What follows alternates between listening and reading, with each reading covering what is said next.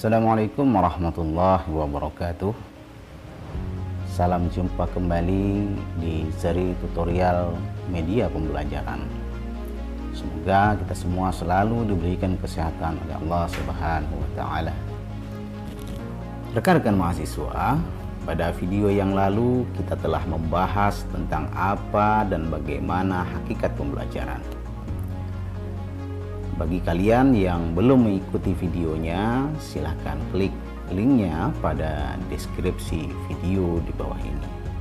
Dan untuk lebih melengkapi pemahaman kita terhadap pembelajaran serta kaitannya dengan mata kuliah media pembelajaran, maka kali ini kita akan membicarakan terlebih dahulu tentang pembelajaran sebagai proses komunikasi.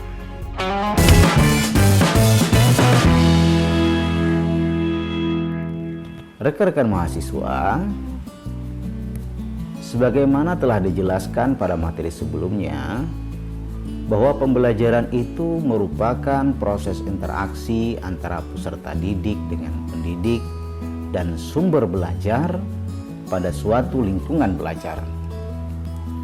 Lingkungan belajar bagi peserta didik bukan hanya lingkungan sekolah saja, tetapi juga lingkungan keluarga dan lingkungan masyarakat.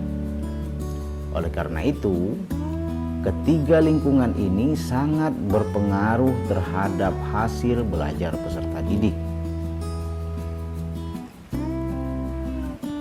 Kemudian, dalam belajar juga membutuhkan interaksi, khususnya interaksi yang sifatnya manusiawi.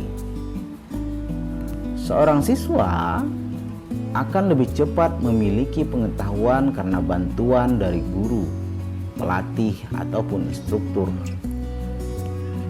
Dalam hal ini harus terjadi komunikasi dua arah antara siswa dan guru, atau bahkan terjadi komunikasi multi arah antara guru dan siswa, maupun antara siswa dengan siswa lainnya. Sedangkan kaitannya bahwa belajar membutuhkan interaksi inilah yang menunjukkan bahwa proses pembelajaran merupakan proses komunikasi. Artinya, di dalamnya terjadi proses penyampaian pesan dari seseorang atau sumber pesan yang disebut sebagai komunikator kepada seseorang atau sekelompok orang atau penerima pesan yang disebut dengan komunikan. Gerald Icahn menggambarkan bagaimana proses komunikasi itu berlangsung, di mana ada pesan yang berupa informasi atau keterangan dari pengirim atau sumber pesan. Kemudian pesan tersebut diubah dalam bentuk sandi-sandi atau lambang-lambang seperti kata-kata, bunyi-bunyi, gambar, dan lain sebagainya. Kemudian pesan itu diterima oleh si penerima pesan melalui indera baik mata maupun telinga untuk diolah atau ditafsirkan, sehingga pesan yang disampaikan oleh penyampai pesan dapat diterima dan dipahami oleh si penerima pesan.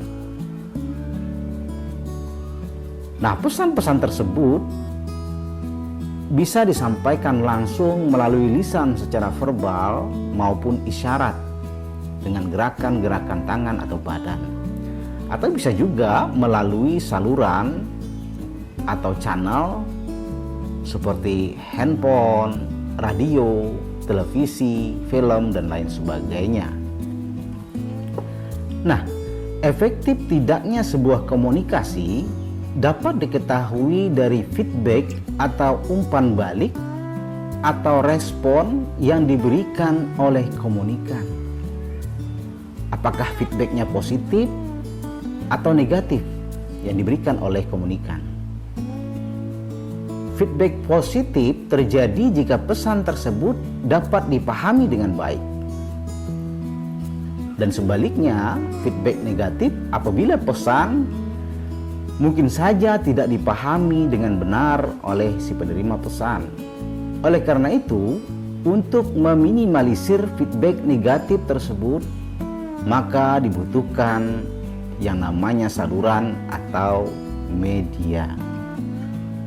Jika kita gambarkan dalam sebuah pembelajaran, maka kita lihat bahwa sistem komunikasi yang dibangun melibatkan komponen komunikator atau pendidik, pesan atau materi pelajaran, saluran atau media pembelajaran, komunikan atau peserta didik, dan feedback atau umpan balik atau respon. Kemudian muncul pertanyaan, jika kita telah menggunakan media pembelajaran, kenapa masih bisa terjadi feedback negatif dalam sebuah pembelajaran? Sebenarnya begini, salah satu tujuan penggunaan media pembelajaran itu adalah untuk meminimalisir kegagalan komunikasi atau terjadinya feedback negatif. Sebab ada beberapa faktor yang bisa menyebabkan feedback negatif yang dikenal dengan istilah noise and barrier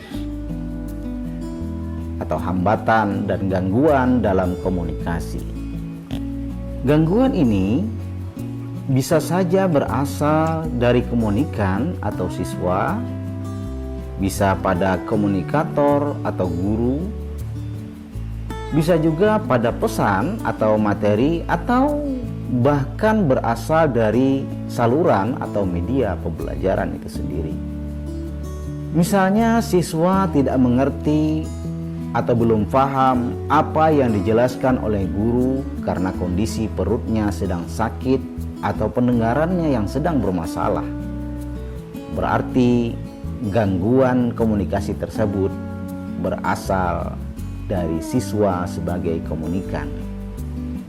Contoh lain, guru yang kurang antusias, tidak bergairah dalam mengajar, sehingga siswa kurang mengerti apa yang diterangkan gurunya, disebabkan mungkin guru tersebut sedang ada masalah keluarga. Ini berarti gangguan ada pada komunikator atau guru. Bisa juga gangguan berasal dari pesan atau materi. Hal ini bisa terjadi karena pesan atau materi terlalu abstrak bagi siswa, sehingga siswa tidak dapat menafsirkan pesan atau materi dengan baik.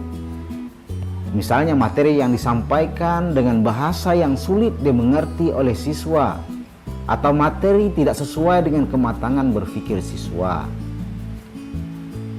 atau materi tentang penggambaran objek yang sama sekali belum pernah dilihat oleh siswa. Dan yang terakhir, gangguan bisa saja berasal dari saluran atau media pembelajaran. Hal ini terjadi karena pemilihan media pembelajaran kurang tepat dengan kondisi kelas maupun kondisi lingkungan. Misalnya penggunaan media audio di saat adanya pembangunan di sekitar lingkungan sekolah, sehingga kebisingan yang ditimbulkan membuat siswa kurang dapat mendengar dengan jelas suara dari media tersebut.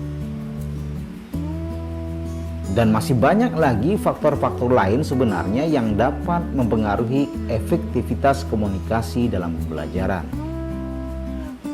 Nah, apabila guru sebagai orang dewasa dalam pembelajaran dapat menemukan noise and barrier ini